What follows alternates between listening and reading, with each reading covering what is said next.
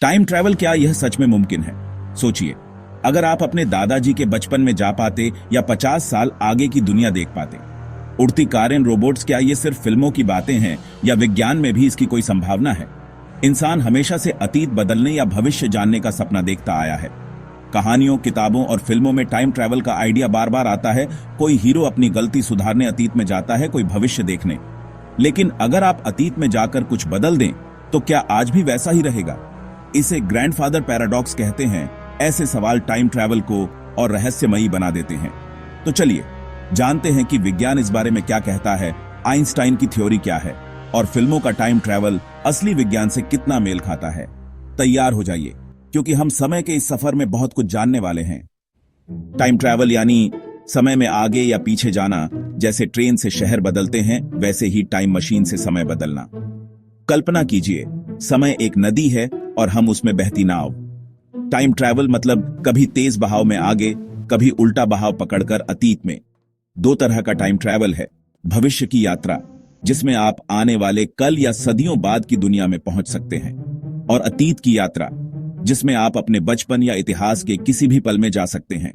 फिल्मों में time travel के लिए घड़ी, कार या कोई जादुई दरवाजा दिखाते हैं, लेकिन असली दुनिया में यह फिजिक्स के नियमों से जुड़ा है, स्पीड और ग्रेविटी से। असली टाइम ट्रैवल यानी समय की नदी में अपनी मर्जी से तैरना विज्ञान के लिए अब भी एक चुनौती है। क्या विज्ञान के हिसाब से टाइम ट्रैवल मुमकिन है?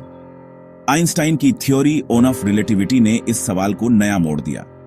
उन्होंने बताया, समय हर किसी के लिए एक जैसा नहीं चलता। आपकी गति और आसपास की ग्रेविटी समय को बदल देती है। जितनी तेजी से आप चलेंगे, आपके लिए समय उतना धीमा होगा।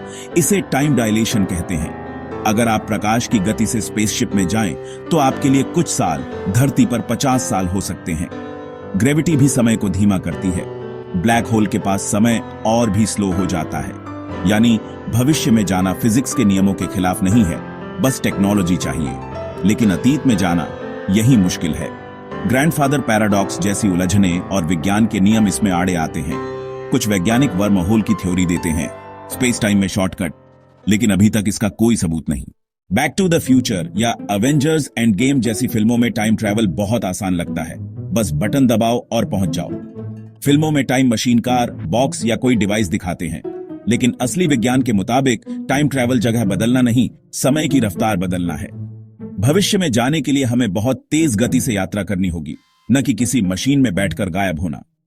अतीत में जाना फिल्मों में आसान दिखता है, लेकिन असल में यह कारण और प्रभाव के नियम को तोड़ता है, इसलिए विज्ञान इसे लगभग नामुमकिन मानता है।